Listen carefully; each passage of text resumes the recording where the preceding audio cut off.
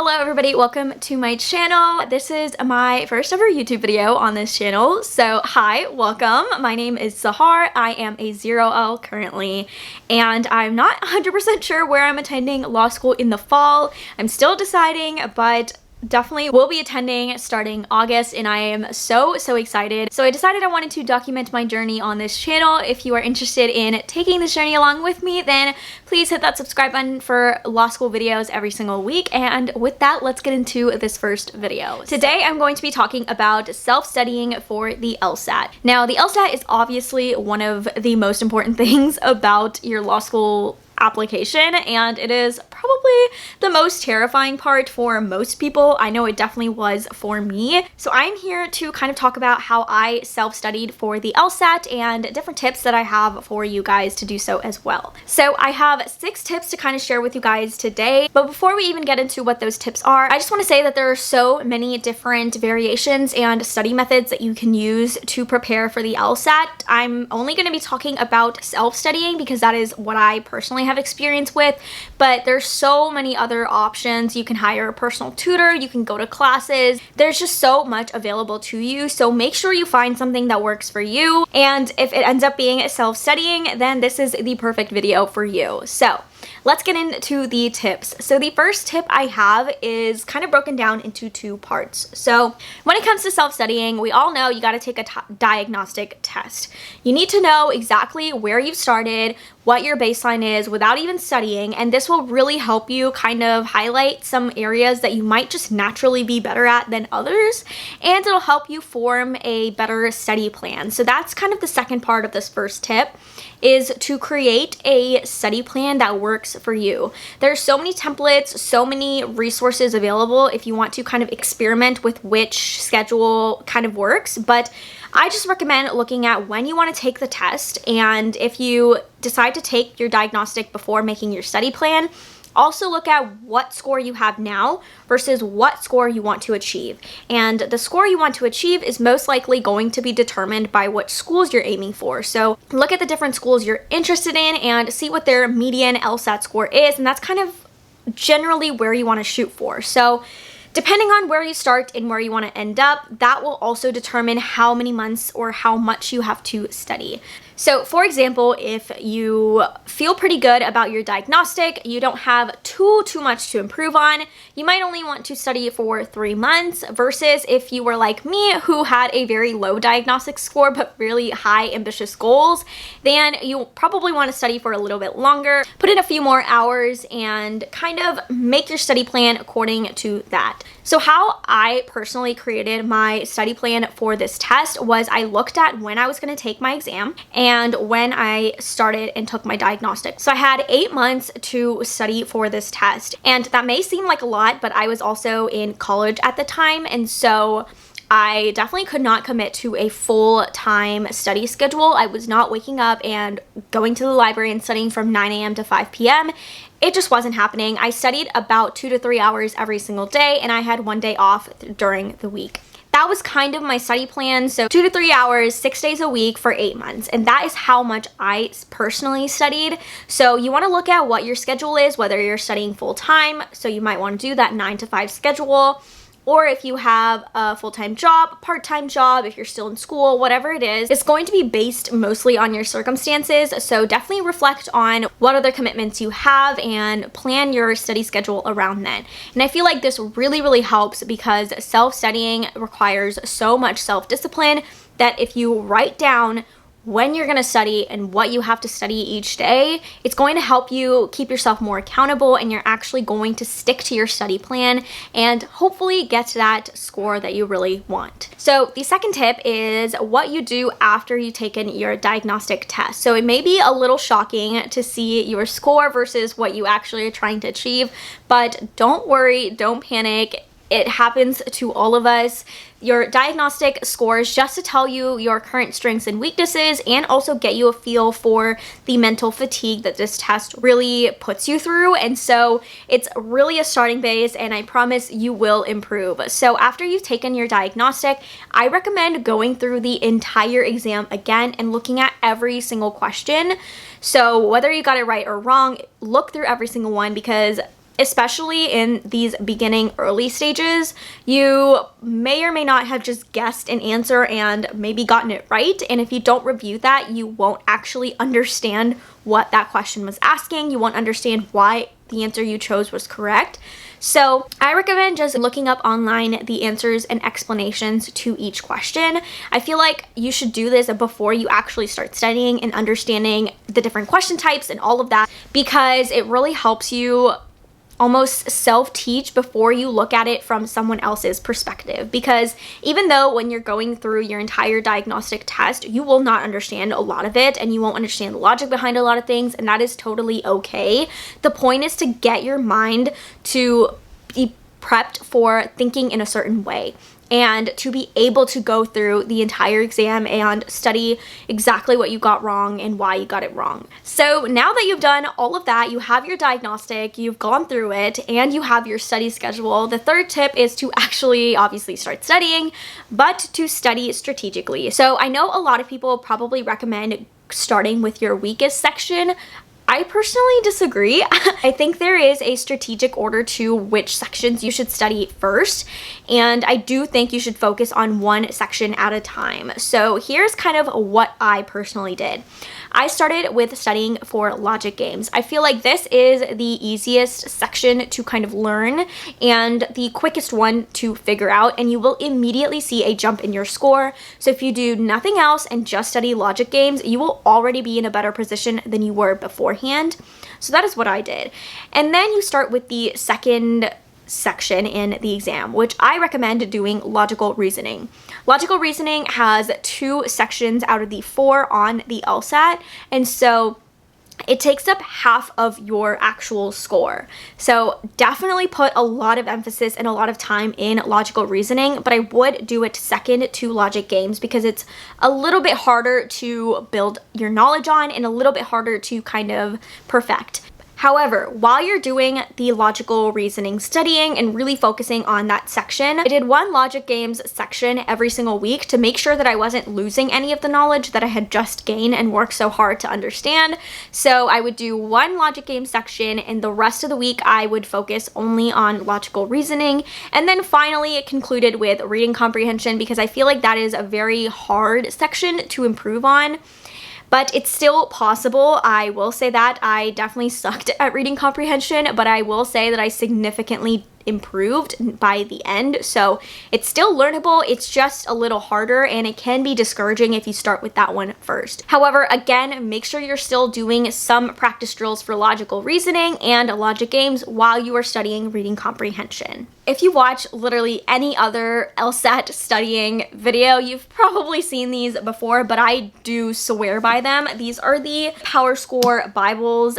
So this is obviously for logic games, but I do have one for the logical reasoning and the reading comprehension sections. I personally think these are the best. I will leave a link to the set that I bought down below off of Amazon. They are pretty expensive, but it's still significantly cheaper than if you hired a tutor or attended a class. So love self-studying there, but I swear by these. I did every single practice drill. I have completed this book multiple times. I've gone through it so much. I have tabs in it. I swear by these books. I really do think they are the best in the market, and I have tried out some other stuff and it did not work for me, but these for sure did. So I use these for the logic games, logical reasoning, and reading comprehension. And again, I will leave these linked down below.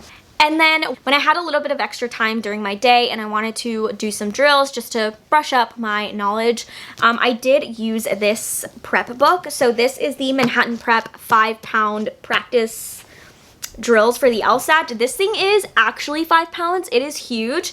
And again, I have tabs in here. I did use this quite a bit. I loved it. As you can see, it really did help. I obviously did not complete the entirety of this book, but this definitely helped when I needed just a few extra drills and I was finding that I was running out of options in my practice books. I would pick this up. So again, I will also have a link. I will have a link to everything that I talk about in this video down below, so definitely check this one out as well. Okay, so when it comes to actually studying the sections, the number one thing that I will say is to anticipate the answers. This is crucial, especially for the logical reasoning and the reading comprehension sections. So what I did was I would read the little blurb that they give you and the question, and then I would hide the answer choices and try to figure out myself what the answer should actually be.